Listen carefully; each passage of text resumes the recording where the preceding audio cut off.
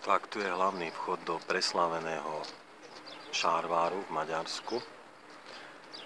Kúpalisko je hneď vedľa, kryté bazény, zakrytými bazénami sú vonkajšie bazény, ktoré teraz momentálne nevidíme. Nás zaujíma však, ako to vyzerá v kempe.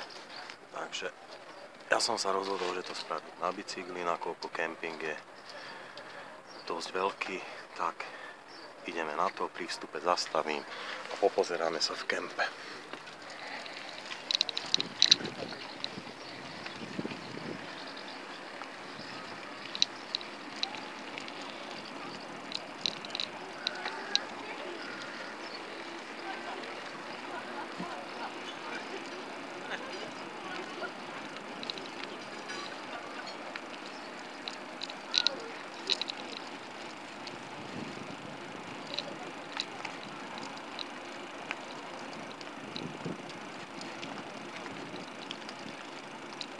Takže ako vidíte, teraz sme pri hlavnom vstupe do kempingu, celoročná prevádzka to funguje. Ceny vám teraz ešte neviem povedať, nakoľko som neplatil, som tu druhý deň. Recepcia. A ideme na to.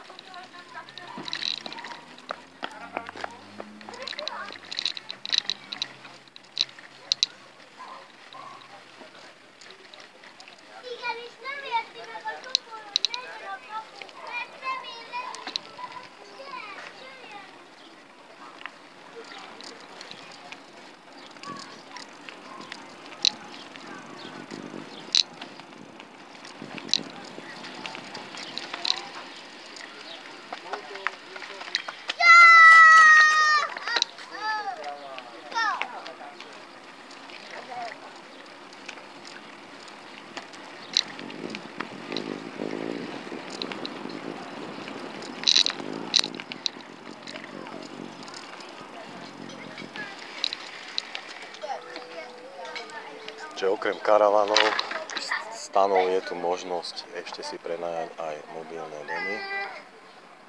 Je ich to asi tak 15. Avšak bez rezervácie to asi nepôjde. My sme prišli a bolo jediné jedno voľné miesto. Takže sme mali šťastie.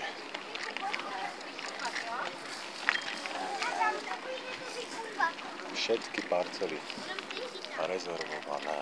Aj keď sa zdá, že niektoré sú voľné, tak aj tie sú rezervované. Ideme sa pozrieť na koniec kempu. Tam je bránička, cez ktorú sa vchádza do termálneho kúpaliska. My si to vyskúšame. Oprávnenie mám.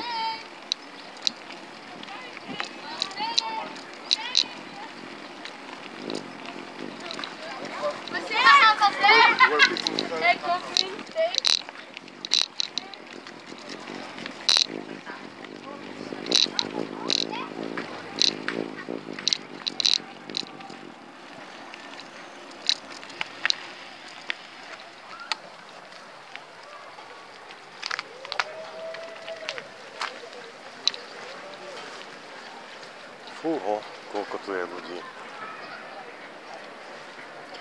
Neviem, kúpanie je dovolené do 9. Táto brána je otvorená do 8. Potom už len cez hlavný vchod. Ale sami vidíte, koľko ľudí sa ešte stále o takomto čase chodí kúpať. Ak to stihnem, tak aj ja si dám kúpeľ. No nič, bicykel tu necháme. A ideme ďalej. Dúfam, že sa mi podarí vybrať mobil zo stojanu. bez vypnutia. No, dobre.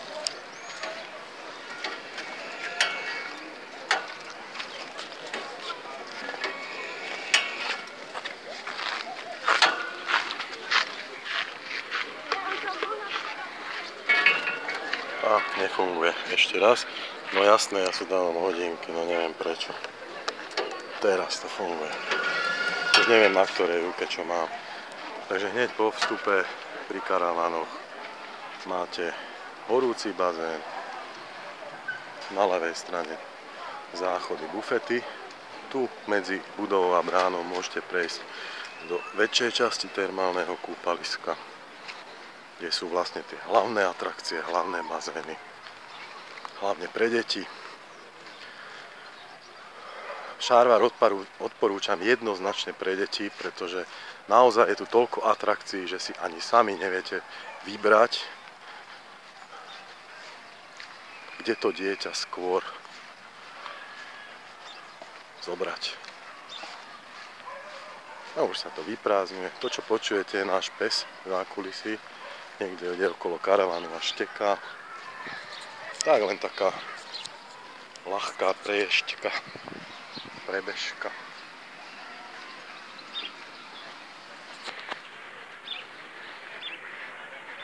Neviem to priblížiť, robím to teraz mobilom. Beach volejbal.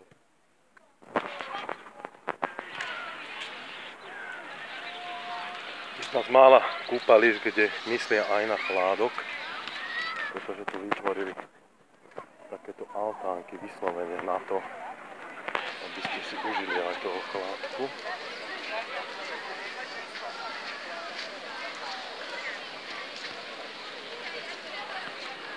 Bufetov máte habadej.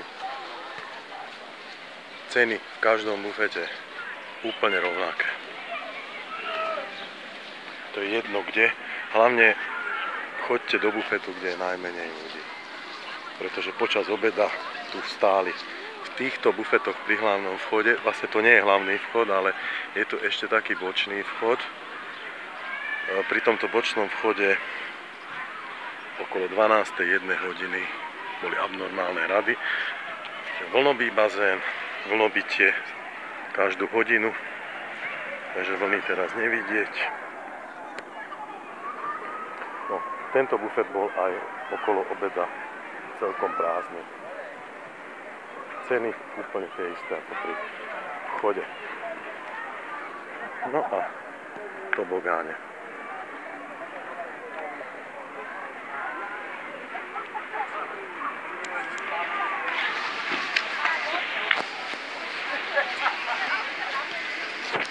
Tak, v krátkosti asi toľko.